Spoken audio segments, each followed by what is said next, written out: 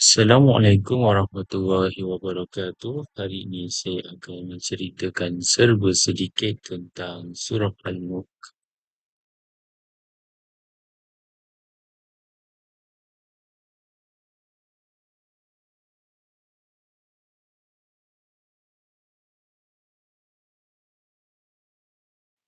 Pengenalan tentang Surah Al-Mulk. Surah Al-Mulk merupakan surah yang ke-67 dalam Al-Quran. Ia terdiri daripada 30 ayat, termasuk golongan surah-surah Makkiyah, diturunkan selepas Surah At-Tur. Nama Al-Mulk diambil dari perkataan Al-Mulk yang terdapat pada ayat pertama surah ini yang ertinya kerajaan atau kekuasaan.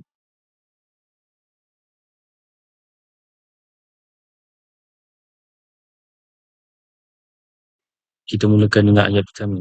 Bismillahirrahmanirrahim. Tabarakalladzi biyadihil mulku wa huwa ala kulli syai'in qadir. Yang bermaksud, Maha berkat serta Maha tinggilah kelebihannya. Allah yang menguasai segala kerajaan, dunia dan akhirat. Dan dia Maha kuasa atas segala sesuatu. Ayat pertama surah Al-Mulk ini dimulakan dengan lafaz Tabarakah daripada perkataan Barakah yang disandarkan kepada Allah.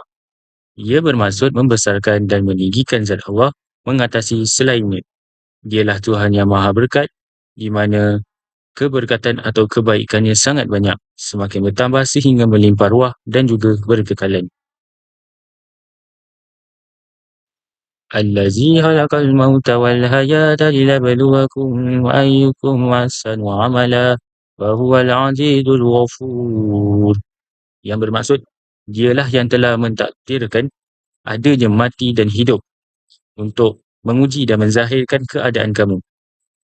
Siapakah di antara kamu yang lebih baik amalnya, dan ia Maha Kuasa iaitu membalas amal kamu, lagi Maha Mengampun bagi orang-orang yang bertaubat. Dialah yang telah menciptakan khalaqah, kematian dan kehidupan.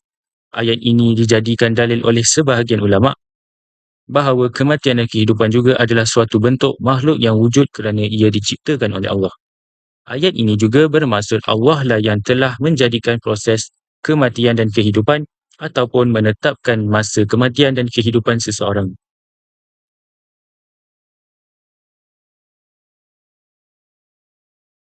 Allazi khalaqa sab'a samawatin tibaqa ma tara fi khalqir rahmani min tafawut farji'il basara hal tara min futur.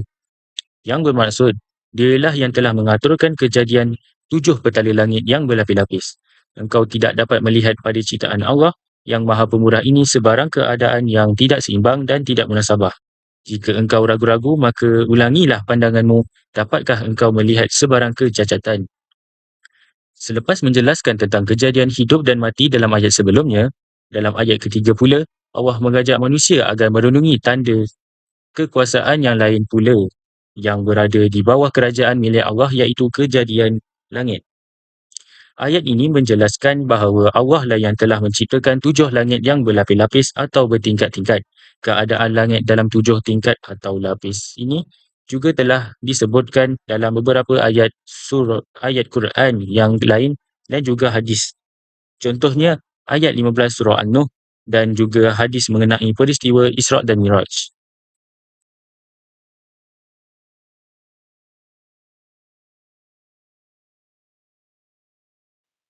ثم ارجع البصر كرتين ينقلب إليك البصر خاسئا وهو حسير. Yang bermaksud, kemudian ulangilah pandanganmu berkali-kali, nescaya pandanganmu itu akan berbalik kepadamu dengan hampa, yakni daripada melihat sebarang kecacatan, sedangkan ia pula berkeadaan lemah dan lesu kerana habis tenaga dengan sia-sia. Dalam ayat keempat, Allah memerintah manusia agar mengulangi pemerhatian mereka terhadap kejadian langit berulang kali kerana lazimnya manusia tidak dapat menemui kekurangan pada sesuatu perkara dilainkan setelah melihat atau dikaji berkali-kali. Namun manusia tetap tidak dapat mencari kekurangan dalam penciptaan langit kerana tiada sebarang kekurangan yang ditemui. Bahkan mereka hanya mendapat keletihan dari usaha yang sia-sia itu.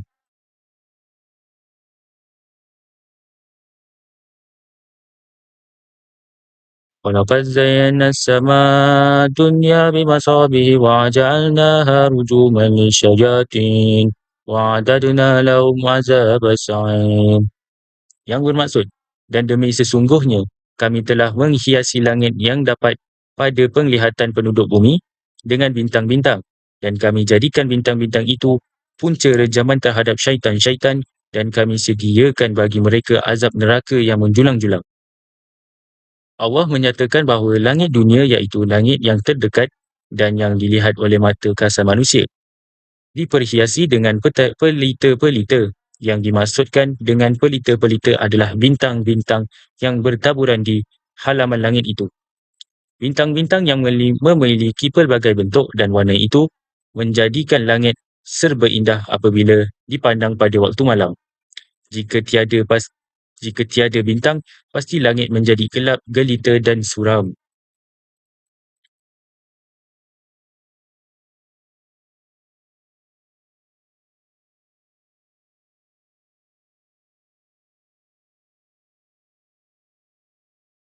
وَلِلَّذِينَ كَفَرُوا بِرَبِّهِمْ عَذَابُ جَهَنَّمَ وَبِئْسَ الْمَصِيرُ.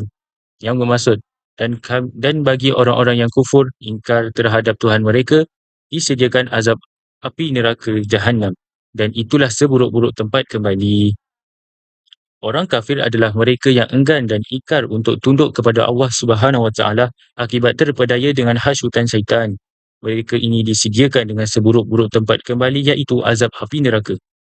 Ibnu Ashur menyatakan ayat ini menyempurnakan makna ayat sebelumnya, yang menjelaskan bahawa neraka bukan hanya khusus untuk syaitan, tetapi juga disediakan untuk orang-orang kafir dan musyrik secara umum.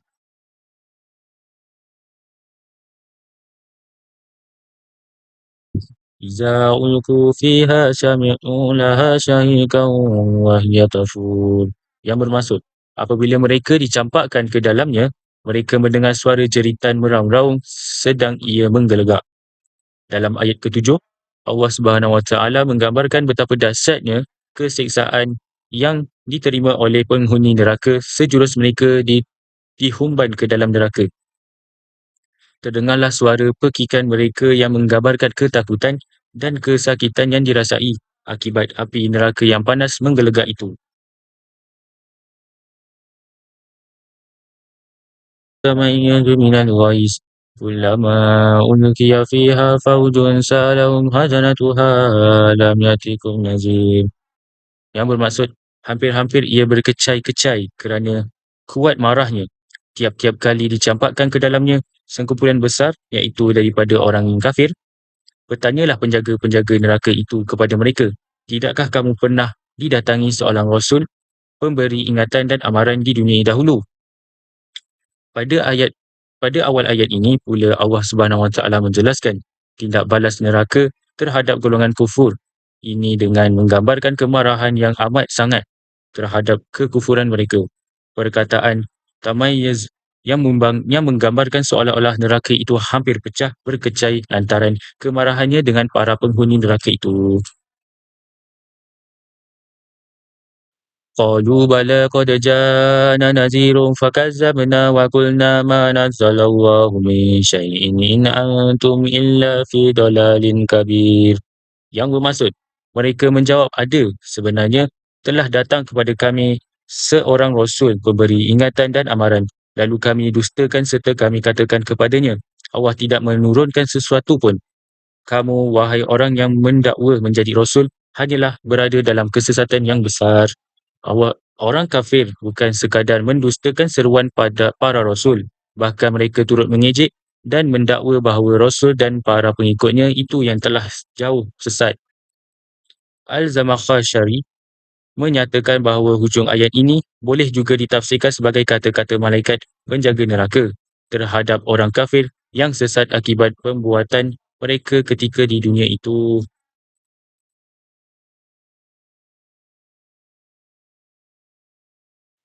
وَقَالُوا لَوْ كُنَّا نَسْمَعُ أَوْ نَعْقِلُ مَا كُنَّا فِي أَصْحَابِ السَّعِيرِ. Yang bermaksud, dan mereka berkata, kalaulah kami dahulu mendengar dan memahami, yakni sebagai orang yang mencari kebenaran, tentulah kami tidak termasuk dalam kalangan ahli neraka.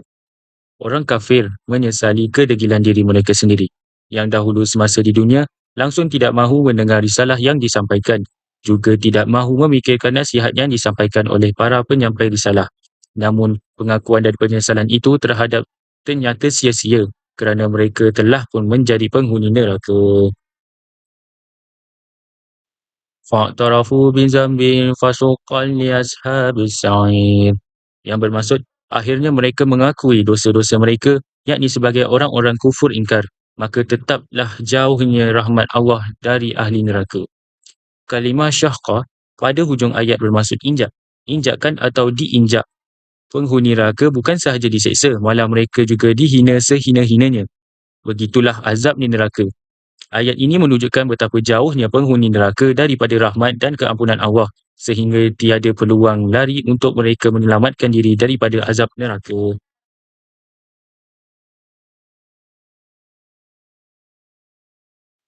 Innal ladzina yakhshawna rabbahum bil ghaibi lahum maghfiratun wa ajrun kabir.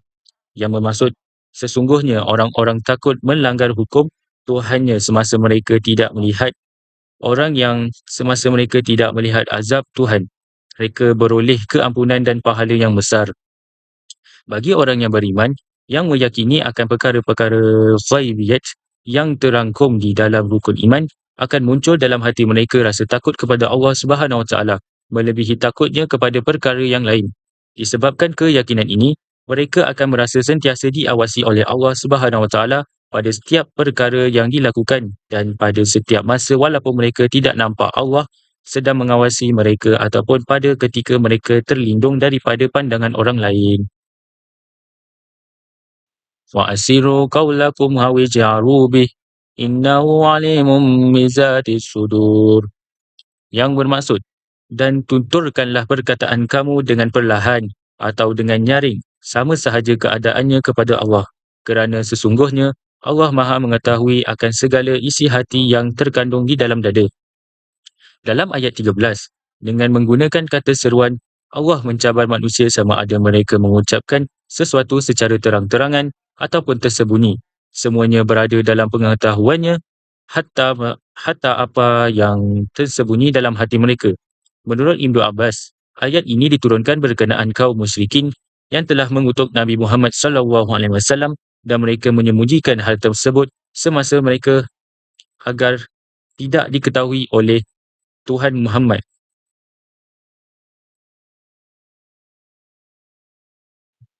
Alla ya'lamu man khalqa wa huwal latiful khabir. Tidaklah Allah menciptakan sekalian makhluk itu mengetahui segala-galanya, sedangkan ia maha halus urusan pentadbirannya, lagi maha mendalam pengetahuannya. Dalam ayat 14, Allah menimbulkan persoalan kepada manusia, bahawa bukankah dia yang maha mencipta segala apa yang ada di alam ini?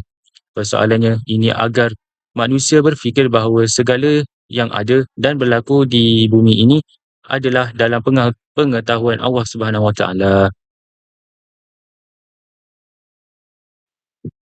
Wallazi ja'ala lakumul arda zalulan famsu fi manakibiha wa kulu min rizqi wa ilayhin nusyur.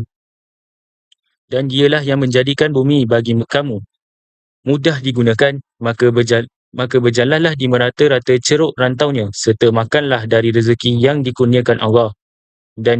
Dan ingatlah kepada Allah jualah tempat kembali kamu sesudah dibangkitkan hidup semula. Maka hargailah nikmatnya dan takutilah kemurkaannya. Allah Subhanahu Wa telah menciptakan bumi untuk umat manusia menjelajahi dengan mudah serta dapat memanfaatkannya dengan pelbagai aktiviti yang berfaedah seperti pertanian, perniagaan, pengangkutan dan sebagainya. Ayat ini juga menunjukkan bahawa segala usaha yang telah dilakukan di atas muka bumi ini tidak akan membawa sebarang manfaat jika Allah tidak memudahkannya. Pengajaran daripada ayat Al-Mulk. Allah menguasai segala kerajaan dan Dia Maha berkuasa atas segala sesuatu.